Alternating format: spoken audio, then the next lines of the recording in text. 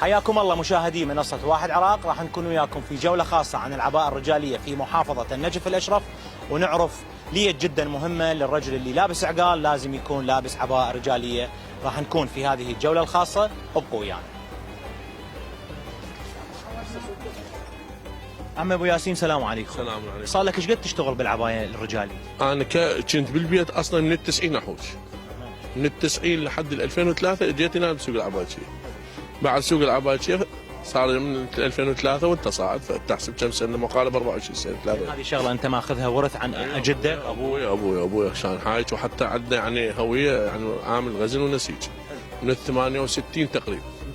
ابوي يعني عامل غزل ونسيج، بس العباءة لا، قلت لك يعني بدينا من ال90 انا بديت بها. بدك تحكي لي مراحل العباءة، يعني المرحله من الخيط لحد ما الرجل يلبس العباءة الرجالية، كم مرحله تمر العباية الرجالية بهذا الموضوع، وكم يوم تطول يلا تخلص؟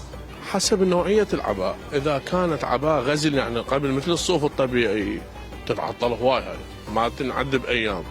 هاي اول ما تطلع من الغزل، اول ما من الحلال تعرف انت يا صلاح الصوف هذا، تروح للمراه، اكو مراه يسحوا تبشتقها، والدور ترجع تغزلها توديها للحايج يشتريها الحايج من يحوجها يجيبها للنوال، النوال يصبغها اذا كانت ما مصبوغه يصبغها، بعدين تجي بالمزاد، احنا نصيح لمزاد تنباع سابقا. هاي هسه الاعداد قليله مو مثل قبل، يعني موجوده بس اعداد قليله. هالدور يعني بعدها تجي لي الخياط، من يشتريها المشتري يعني ماكو، اول ما يشتريها نوديها لي الخياط بعد. هاي حسب النوعيه، واكو ناس تحبها قطعه وهو يخيطها، يبقى الخياط انواع هالدور هنا.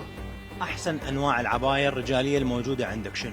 يعني انا بالوقت الحالي ما عندي يعني العباءة الموجود بالسوق البشهري، واكو عندنا الصيفي يسموه الايراني لوكس الرضوى، هذا نوعيه زين.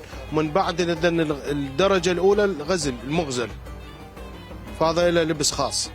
هذا البشهري منو يلبسه اكثر شيء يا محافظه؟ يعني كل المحافظات، فالشيء راقي حلو خفيف، يعني مو تعرف انت الشتانه مو قوي، فمو مثل الهربد القديم يصير ثقيل، فعندنا هذا البشهر خفيف حلو. سعره شنو البشهري؟ اغلى من البقيه لو اكو نوعيه اغلى من عنده يعني؟ اكو بيه انواع يعني غاليه واكو رخيصه، انواع بيه مو نوعيه واحده البشهري.